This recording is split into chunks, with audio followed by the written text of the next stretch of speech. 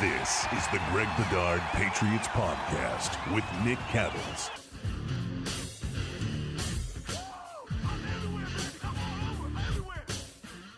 What's happening? We are always brought to you by Legends. Let's not forget about Legends, a premium athletic apparel built for the modern athlete, owned by some of your favorite athletes, including number 55 himself, Willie McGinnis. We'll get into the all-22 that Bedard finally had a chance to look at, thankfully, to some of the sources that he has. We'll get into the Saints, Patriots coming up at 1 o'clock on Sunday as well. But first, Greg, I know you've got some stuff to get off your chest regarding Tom Brady Sr. He had an interview, what else is new, saying that they as in the Brady family, he and Tom, said Tom felt the same. They felt vindicated by winning last year. He said, damn right we did. And he also said that Bill Belichick wanted Brady out. Just some quick thoughts on what Brady Sr. said and how you feel about it all. Yeah, I didn't want to get too much into this, because we'll be probably talking a lot about it over the next week. But, there were just some things I wanted to get off my chest after seeing Tom Brady Sr. talk with Tom Curran. Look, I understand the push and pull as a father, with a son, and I understand the emotions involved here. What I just don't understand is I don't understand the pettiness from Team Brady towards the Patriots in general. I mean, look, we understand it didn't work out here.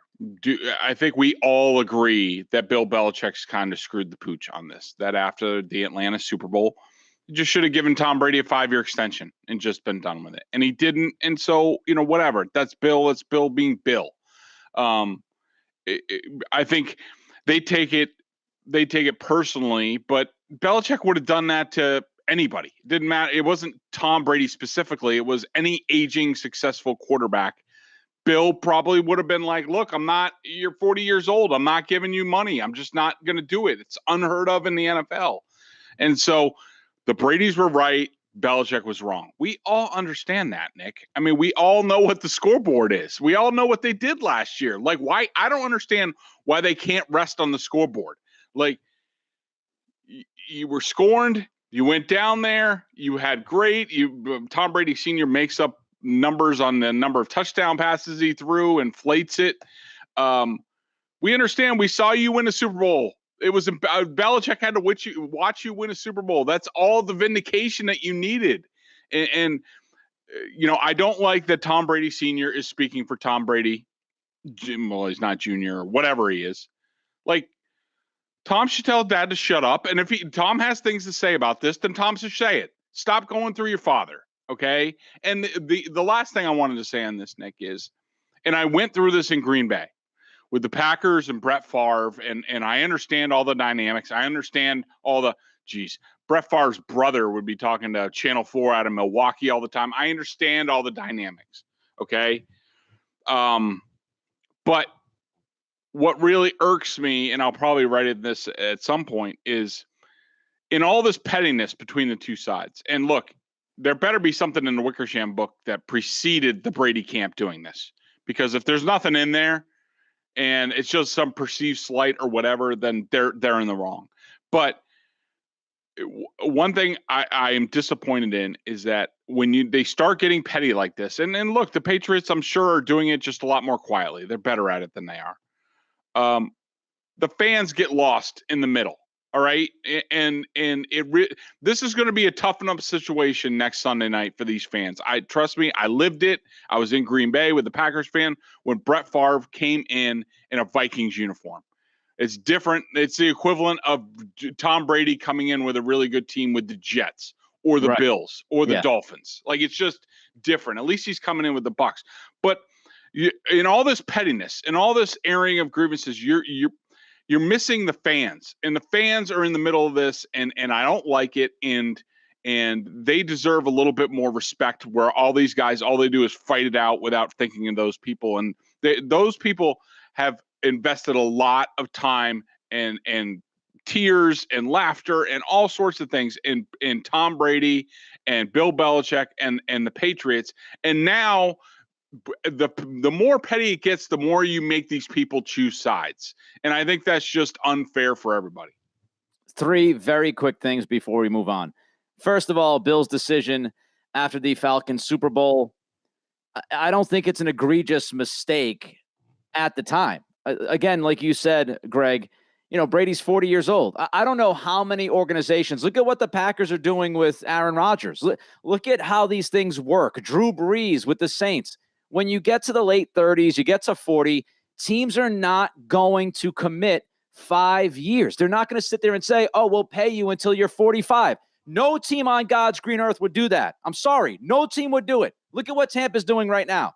Brady played great. They're going year to year for all intents and purposes. So did he lose that? Of course he did. The scoreboard, as you said, Greg, reads Brady 1, Belichick 0.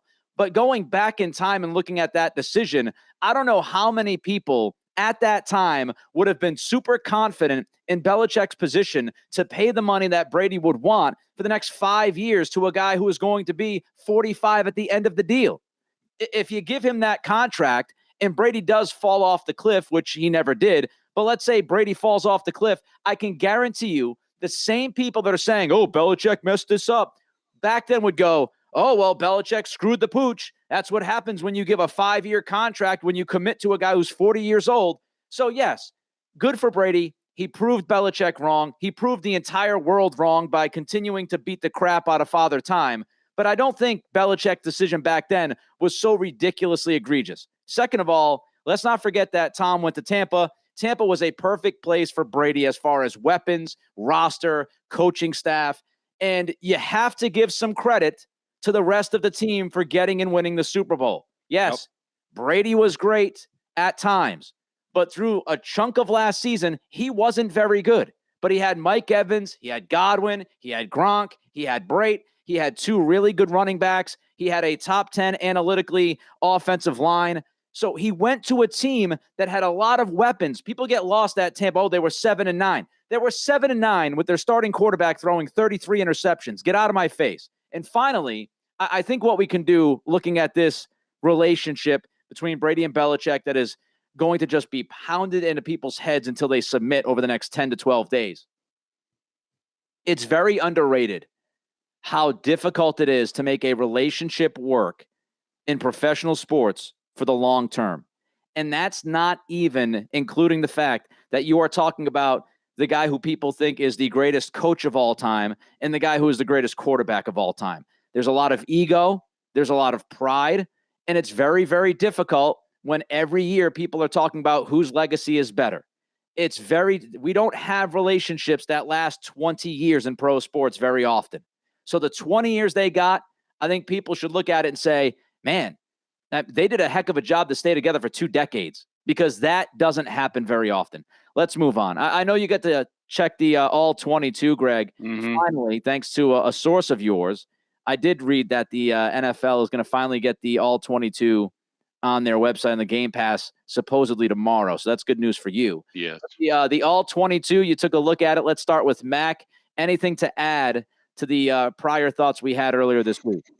Yeah. So it was interesting going back and seeing, the context matters. You can't tell on the TV copy where the routes are going, how the defense is reacting, who's really open.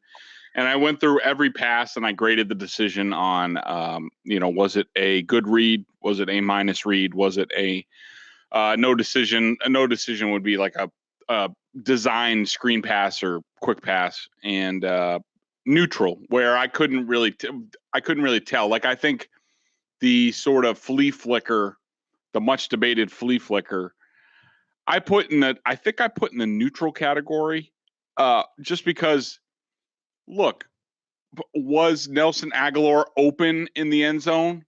Yeah, but there was a defensive back trailing him, or at least trying to make up. If Mac Jones throws it, it might take a little bit of time, and I would say the completion percentage on that would be around 60-65%. Where you have Jonnu Smith, underneath with a defender much further behind.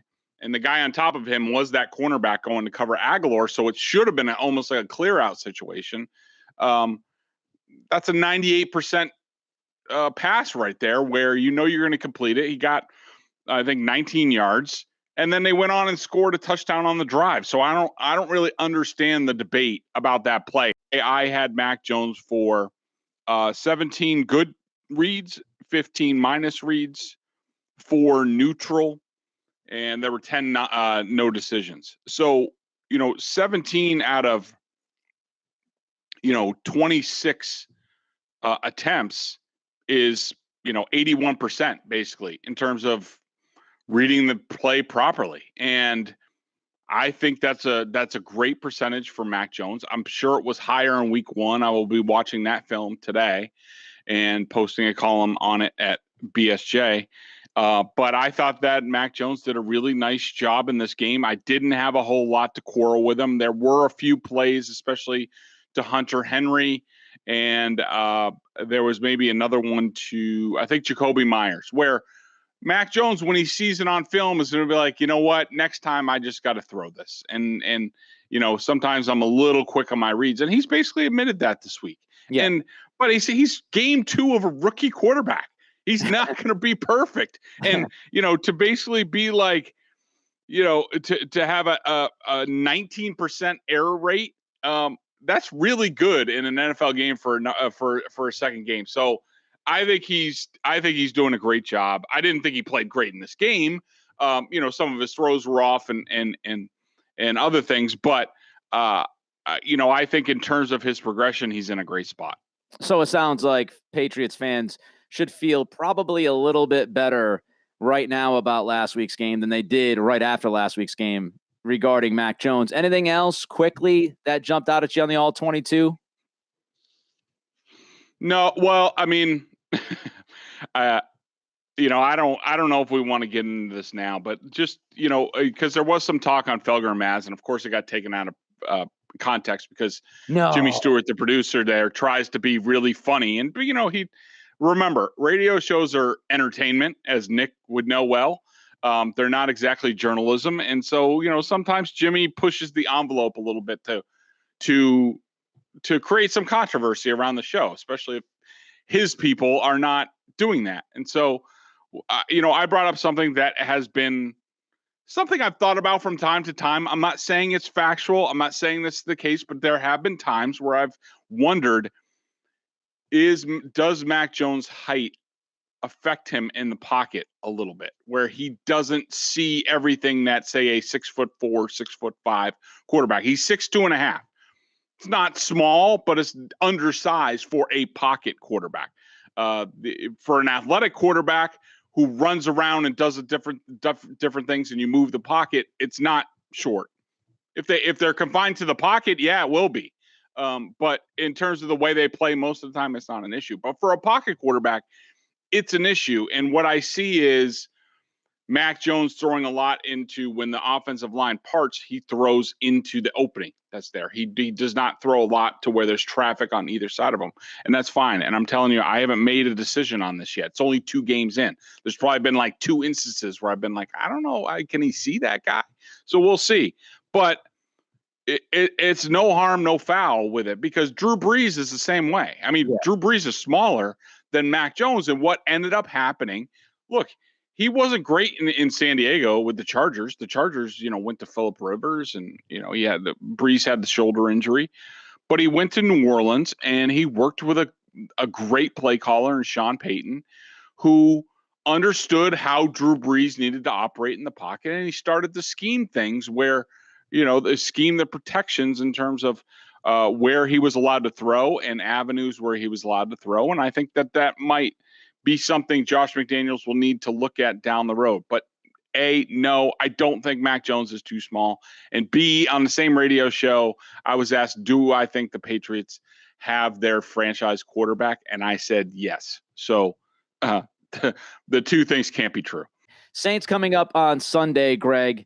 And kind of interesting, right? After week 1, they looked great, beating Green Bay easily. And, there was this Jameis Winston is reborn narrative being thrown out there. And man, oh man, maybe the Saints are better than we thought. Then they get beat easily by Carolina. And now everybody's trying to figure out, okay, who is actually who are the real Saints? It's going to be a fascinating game, I think, on Sunday for several reasons. Let's start with the Patriots offense versus the New Orleans defense. Some of the things, Greg, that you're looking at with this matchup, of course, it all starts with Mac and the offensive line. Your feelings about that matchup on Sunday? I feel pretty good about that matchup. I mean, look, and wait, we're talking Patriots offense, correct? Yeah. Yep. I don't think that you're running into a Saints team that has basically years of salary cap neglect has finally caught up with them. Yeah. I think it's very similar to the Patriots after Brady. It's the Saints after Breeze and kicking the can down the road with his contract, and sort of this is just one of those years. I think that the Saints, you have to worry about Cam Judon up front. You still have to worry about him. He's still a really good player. He's gotten off to a little bit of a slow start, but he leads the team in pressures. He's a dynamic edge guy. You will see him line up inside from time to time. I think he is going to line up over the Patriots' right tackle position. Now they got Trent Brown was back at practice on Wednesday. Does that mean that he's going to play on Sunday? Not necessarily. I mean, if I'm the Patriots, I might hold him out another week and make sure he's ready for Tampa. If that's the case, we know that the Patriots have been challenged at right tackle. So Cam Judon is a handful to deal with. Dennis Allen is an aggressive defensive coordinator. You got to be ready for a lot of blitzes. I just don't think he has very much behind it. I mean, they're okay at linebacker. I've always liked Demario Davis at linebacker. The cornerback, they were basically pulling them off the street. They won in week 1. Malcolm Jenkins is still a really good safety. So is Marcus Williams. But I think this is a game, Nick, where the Patriots should be able to score some points. They should be able to run the ball. I don't think the Saints are very good up front outside of Cam Judon. And they should be able to make some plays. I mean, hopefully this is where they sort of get their groove going offensively. And I think this is a good, especially being at home and not having to be in the Superdome, I think this is a good opportunity for them. Couple things. I wonder about the Saints travel schedule. It's been a little clunky because of Hurricane Ida. Is that going to catch up with them? Did it start to catch up with them already last week against Carolina? Maybe. Don't know the answer to that just yet. We'll see how they come out on Sunday. Of course, all eyes on Mac. What is his approach going to be? Is he going to take more shots? Is he going to hold the ball for a little bit longer versus last week after he said he was going to in the post game? The run game is critical. You're right, Greg, with that. And obviously, Damian Harris, a little bit dinged. I don't think it's anything serious. We'll see if Ramondre is actually activated or not this weekend. Probably not. The offensive line is probably the hugest question, if not absolutely the biggest question coming up. What do they get? Like you said, does Trent Brown play on the right side, or do we have the let's throw shit up against the wall in that spot again this weekend? That would be a recipe for disaster no matter who you're facing. And can Isaiah Wynn look like somebody that's better than a corpse at times? Like he's been bad early this season. Can he be better? Those are all relevant questions. I want to see the tight ends involved early and often in this game. Yeah, I want to see Jonathan Smith used. I mean, we talk about his athleticism and they can hand the football off to him and throw screens and this and that. Let's get these guys involved, especially in the red zone. And finally, the defensive line, you hit on this a little bit, Greg. The Saints lost Hendrickson to the Bengals. He had 13, 14 sacks last year. Davenport is banged up again. So I don't know how much he's going to be doing if he does anything at all. And, Cam Judon is the one dude to keep your eyes on. There's no doubt about that. Before we get to the New England defense against the Saints offense, we got to tell you about Legends, a premium athletic apparel built for the modern athlete, owned by some of your favorite athletes, including number 55 himself, Willie McGinnis. This stuff is sweet. The hoodie is awesome. The shorts, Greg talked about wearing the shorts over the weekend. Kids were questioning his decision until all of a sudden they said, wow, Dad, you look like Tom Brady in them shorts. This stuff is incredible. Tell them all about it, Greg. Yeah, Legends Apparel. Listen to some of these names involved. Okay, so you have Willie McGinnis, number 55. You have Steve Nash, Baker Mayfield, Matt Barnes, Marcus Morris, Markeith Morris. They got a little twin action going on there. Bradley Chubb, Marlon Humphrey, Colton Wong, Noah Syndergaard, Quavo, the entertainer. all sorts of people. They all came together and they said, we want to make affordable, high quality athletic apparel that you can wear anywhere. You can wear to work out. You can wear to hang out with the boys or the girls. And they've done that. I mean, I love their stuff. I love the t-shirt. I love the hoodie. I can't wait till it gets a little bit cooler up here, Nick, so I can wear the hoodie a little bit more. Right now, we haven't gotten it quite yet, but it's coming. And I know, when I'm out coaching softball and stuff like that, I'm going to have to sport it and people are going to be like, ooh, that looks good. So, make sure you visit legends.com today to shop the latest trends and athletic apparel from the shorts, tees, hoodies, and more, and save 20% when you use our code PATS20. That's legends.com and promo code PATS20. Offer ends October 10th. Couple other things: premium athletic apparel built for the modern athlete and streetwear inspired design for a style and comfort you'll want to wear all day. I can attest to it. It's really good stuff. Legends.com, PATS20, get 20% by October 10th. All right, Patriots defense against this New Orleans offense. As I mentioned a couple of minutes ago, after the Green Bay game, everybody was talking about Jameis Winston, and rightfully so. He was efficient. He was really good. 5 touchdowns, no picks. Then against the Carolina defense last week, and if you look statistically, Greg, that Carolina defense, you could argue, is the best defense in the NFL through 2 weeks. And Jameis struggled. The offense struggled. What do you expect from this Patriots defense? The son of Belichick, Mayo. What do you think they cook up, and how do you feel? I feel okay, Nick. I mean, look, I don't. This is not the Saints of yore with Michael Thomas and a bunch of guys running free. I mean, they have some speed that you need to worry about. Whether it's Marquez Callaway, the little, what's his name, Lil Jordan Humphrey. Lil Jordan Humphrey, yeah. Lil Jordan Humphrey. He's actually not so little. He's 6'4". He'd be taller than Patriots quarterback. But I think with the Saints, where you run into problems is you look at them and they're not that great. They're really good on the offensive line. I think they've had a little bit of an injury there. It seems like they're going to have to move Ruiz from right guard to center. Ruiz was a guy that I liked for the Patriots a couple years ago in the draft. Throckmorton, the kid from Oregon, would insert at right guard. That offensive line, look, we've been talking about the Patriots defensive line for 2 weeks, and it hasn't been good enough. This is the type of offensive line that could shove them all over the place. But the Patriots are basically going to have to take the approach of, let's just shut down Alvin Kamara, because let's make Jameis have to beat us in general, but with these receivers. So just shut down Alvin Kamara. In years past, we would have said this is no issue. The Patriots will do your job up front. Lawrence Guy talked about it in the press conferences that I was at yesterday. This is a do your job game. He's exactly right. This is more of a hold up your blocks, let other guys go get through and make tackles, shut down Kamara, be all over his case with Duggar or Adrian Phillips or whoever in the pass game, and make Jameis have to have a career day throwing to Callaway and these other guys. And I don't think that he could do it over the balance of a game, especially on the road. But if the Patriots can't stop the run, Nick, this is going to be a long day. Yeah, I mean, you're right. It begins and ends with Alvin Kamara. There's no doubt about that. If you can slow him down, at least limit him, that limits a lot of what New Orleans is going to be able to do offensively. Mike Thomas is out for a while. Traquan Smith is out.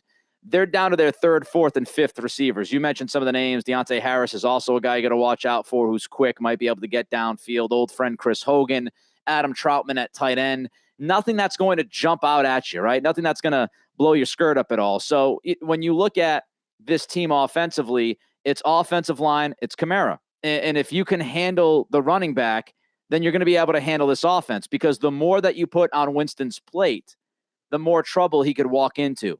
And I have to imagine that Belichick is thinking, look, if we slow down the run and we put this in Jameis Winston's hands, we're going to win this game, because inevitably he's going to throw 2 picks, if not more, and that'll flip the field. And if we score, now they can't run as much. Now Winston feels even more pressure, and that goes right into what we want to do. So limit the run game and also limit the big pass plays. GTFB, right? Old school days. Make sure nobody Yep. gets behind you. The Saints love to try to take those shots. Nobody get behind you. If Jameis has to be patient and dink and dunk his way down the field, that's good news for you. The only question I had for you, Greg, is Matthew Judon. He did not practice. It's a knee issue. Should we be concerned by this? I think so. I think it's, if I had to guess, it's minor in nature. I mean, I did notice him limping a little bit during the game. So that's never good. And you worry about long term. Look, I just think that if the Patriots are going to lose, they paid him a lot of money. You don't want to lose him. And he is a premier player in the front seven. But, let's be honest. If the Patriots are going to lose somebody at a position ever, edge would be the place. I mean, they have guys that they can't even get on the field, like Josh Uche and Chase Winovich. And, you have Kyle Van Noy and around, and Hightower can play there. He played on the line last week. And so, certainly something to be concerned about week 2. But I don't know. I'm not going to go crazy about it yet. And Kyle Van Noy looks like he should be back. Fingers crossed. Maybe possibly he'll be back with that throat issue. I just hope he got back at Hulk Hogan for the leg drop. The BSJ member question of the day, bostonsportsjournal.com. And listen, there's no better time, honestly, to check out BSJ right now. You get the Sox leading the wild card. How about Kyle Schwarbaum last night? Woo, doggy. 2 bombs last night from Schwarber. Sale with another win. He's undefeated on the season since he's been back. So you get the Sox, the wild card race going on right now with just a few games left. B's in camp now. C's in camp in about a week. So B's and C's are starting up. The Patriots are in full swing. I mean, come on, bostonsportsjournal.com. Their annual plan is $39.99. Of course, you get Bedard's analysis, coaches film, weekly chats, all the good stuff. $39.99 on their annual plan. My guy, Greg, do we have a BSJ member question of the day? We do. And this is simple and to the point from Patrick Pendergast. Pendergast. Too many screens, Greg? I mean, I asked the question to myself too once I tabulated everything and was like, wait a minute, the 10 screens. Like I kept going through it. I'm like, man, every drive there were screens, at least one. It seemed like, and so do I think there were too many? No, I don't. I thought that a lot of them were really well called. They weren't really well executed, and Josh McDaniels said in his press conference on Tuesday that they were dealing with a Jets front that was very aggressive. Now they weren't calling a lot of blitzes, but they were zone blitzing a little bit. They were really looping the ends a lot, which was causing some issues in the running game and also with the pass blocking. And I thought that they were really all effectively called. I mean, Nick, and we talked about it on the last pod, that play where it's basically like a read option, and then Mac Jones looks to his left and he's got, I think it was Aguilar, and he runs a screen and Mac kind of hesitated and went for 1 yard. Like even that play normally works. And what happens is normally the cornerback goes up for the screen or he drops back, and one of them is open. Either the screen's open or Jonnu Smith behind them on a slant is open. The cornerback just played it really, really well. I don't know if it was on accident. There was another play where CJ Mosley literally at the snap did not move for about 3 seconds and just happened to find himself in a passing lane. That wasn't a screen pass, but it's just a play I remembered. He literally was like, it was a snap, and it was literally like 1 1,000, 2 1,000, 3. And then he stood up and he put his arm in and deflected the pass, and it was a seam pass to Jacoby Myers. And I was like, ooh, that's a good play. What the hell CJ Mosley doing there? He's not even supposed to be. There was play action on the play, and he literally didn't move. So I think CJ Mosley benefited by being lazy in on that play, or else it could have been about a 50-yard play for the Patriots. But anyways, I don't have a problem with the play calling so far.